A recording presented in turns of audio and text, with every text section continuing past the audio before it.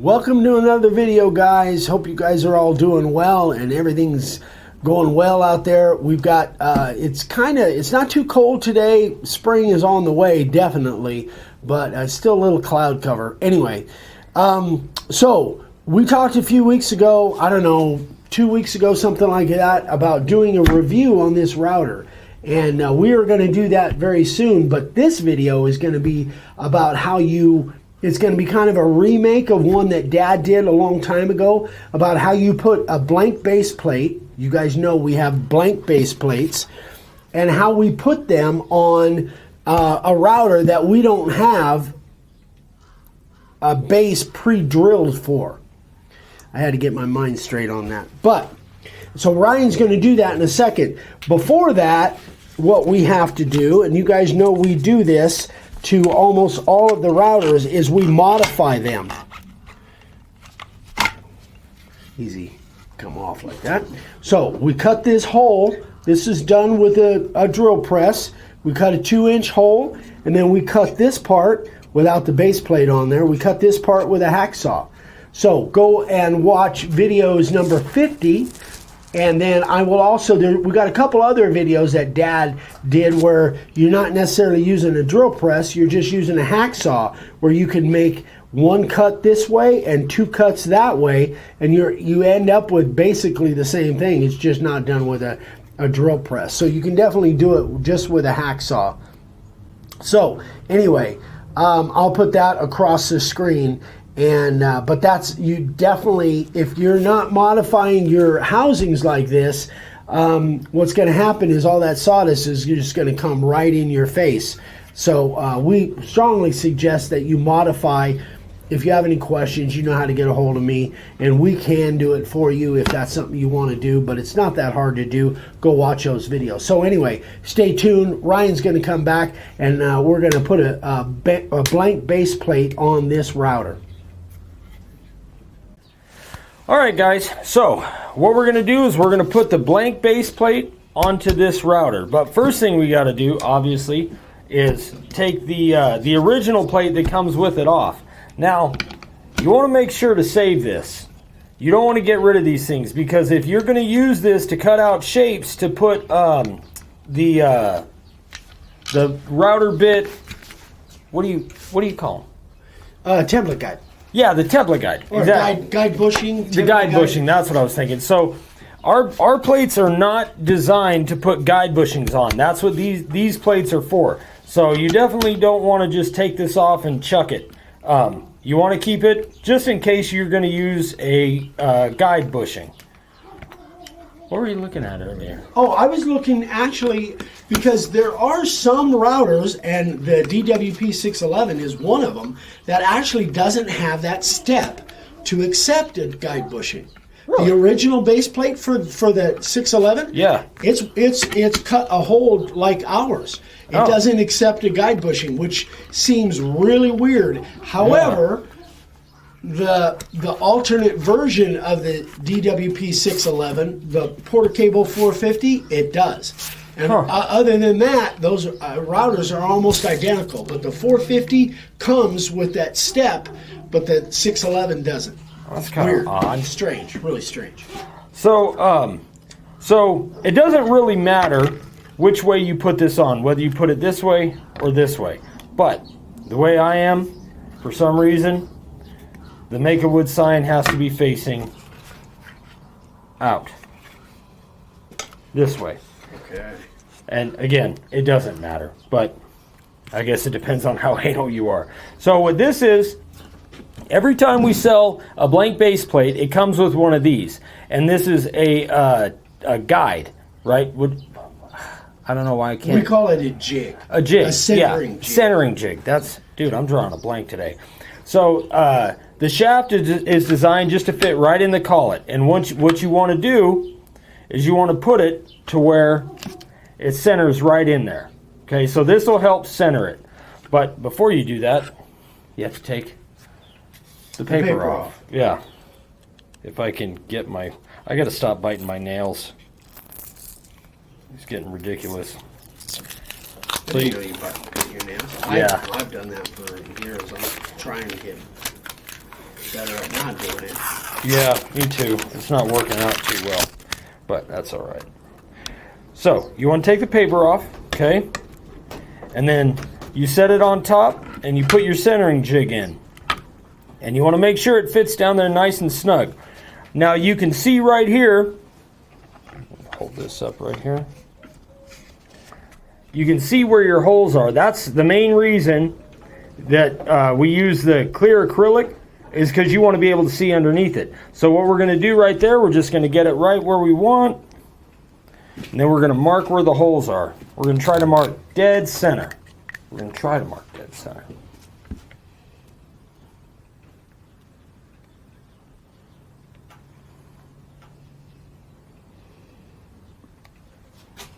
If you feel like it might move on you, then you could put one of these on there just to kind of hold it in place, you know what I mean? Oh. To kind of keep it from, it's an idea. If you feel like it might move on you, might put a couple of those little spring clamps on there where the holes aren't. Yeah. Just as a kind of a safety thing, just an extra little security. Right, there you go. Makes sense. Dad's got like 6,000 of these things. I got a bunch. Yeah. So now we take it off, and you can see where the holes are marked right there. Okay. You know what? Can Here's you see the thing. It's against your black. There. Is that better? That did it. That did it. Yeah. So you can see right where the holes are marked. Now, this is where you want to kind of be careful. You want to make sure you drill from the right side. You want to get a 2x4 because you're going to drill from the bottom here.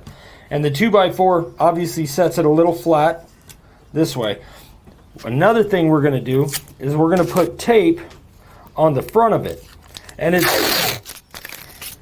the reason we do this is mainly just to avoid any blowout on the back. Which would be the top, right? Right. Which it might not blow out, but you know what? It doesn't take long to throw a piece of tape on there just in case.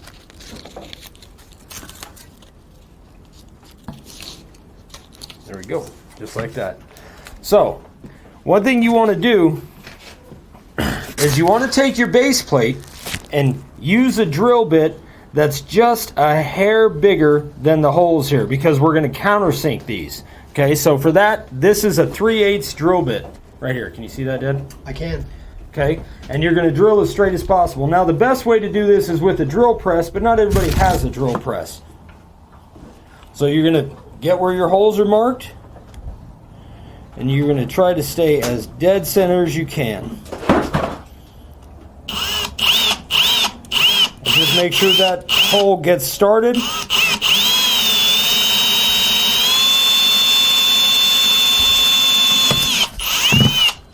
Just like that.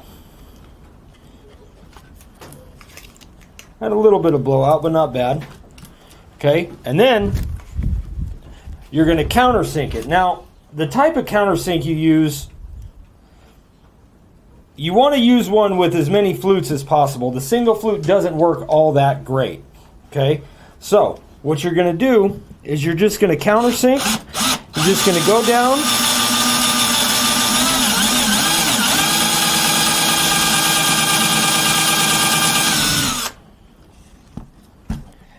And you have the screws already, so this is where you kind of find out how far you want to go down. Now, if you can see this, I'm not sure if you can see it. Hang on, I gotta tilt it up this way. Does that work? Down, right there. Okay.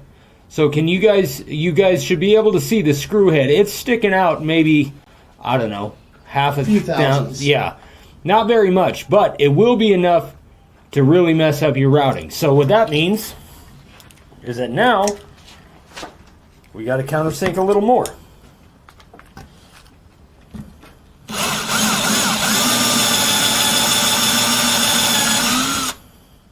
Okay, now we'll try that.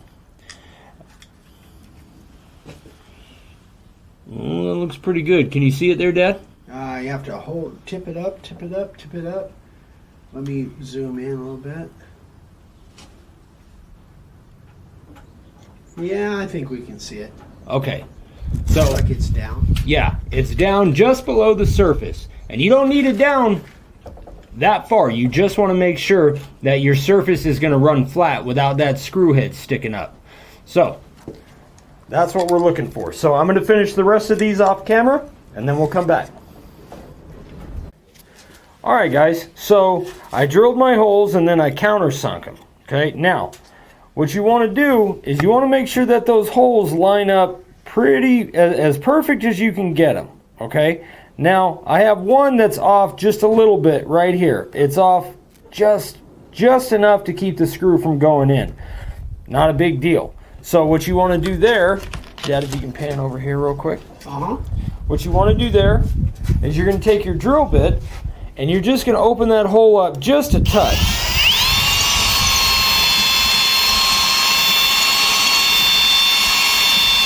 Okay, just enough, and then you're going to re-countersink, because if you go at an angle, this is going to be a lot straighter than this side. So you're going to take your countersink and you're just going to try to get it as straight as possible.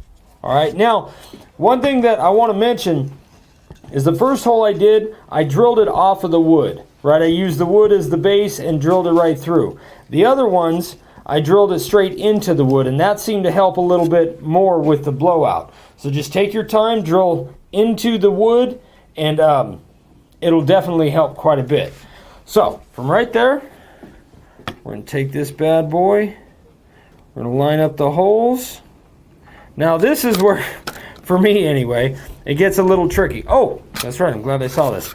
Also, when you countersink, these edges are a little bit sharp, right? I don't think they're sharp enough to cut you, but they can catch on the board. So what you want to do is take some really fine paper. This is 1,000 grit, but I don't think you need it that fine, 220 or whatever. Just some fine sandpaper, and you're just going to kind of go in there, and you're going to smooth out those edges a little bit. Again, it's not super duper sharp, but it might be enough to scratch up your board, especially if you're working on softwood like pine or something like that.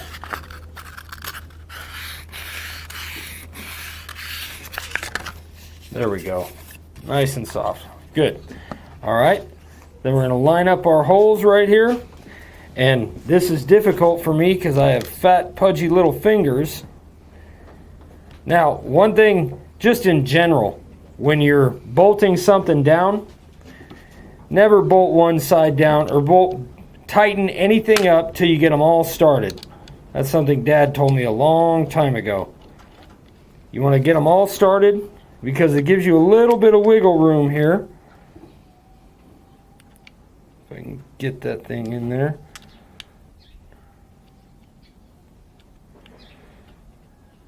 See, these fat fingers every stinking time. All right. The other thing is, guys, these are pan head screws, like round head screws. So you could, like on the original plate, I don't know if I've got that, those are counter bored. You could use a little counter bore rather than a counter sink. Counter sink has that angle. Counter bore is like a step. Yeah. So you could counter bore them, but counter sink works pretty good too because you've got plenty of acrylic there, 1/4 inch of acrylic. Yeah. And they're just a small head, so a counter sink works just fine. And these are, I think they're, T20 Torx, which kind of a odd deal. I like Phillips much better, but make sure you have a Torx. You're going to need it to get these things off. Don't try to use a Phillips screwdriver. Yeah. And then we're just going to kind of snug them up one at a time, nice and easy. We're not going to tighten them down just yet.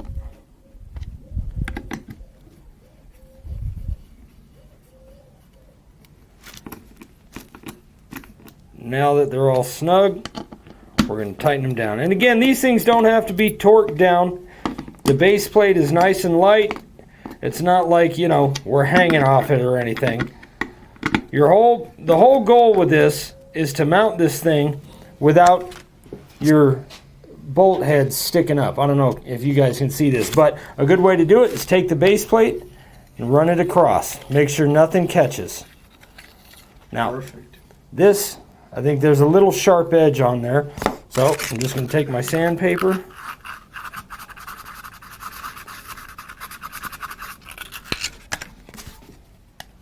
There we go. Just like that. And you're ready to carve. So again, guys, it's not that hard. We're not putting it in any shows or anything. It's all about functional use. Just make sure that the screw heads are down below the surface of the acrylic and your holes are lined up. And then you're ready to go. So if you guys have any questions, you can email me, Ryan with davesigns@gmail.com, or Dad, Eric at makeawoodsign.com. As always, guys, we appreciate any comments, likes, and subscribes. And I think that's it. So the next video you will see, we're going to be putting this thing to the test and seeing how it does. So we'll see you guys on the next one. Bye.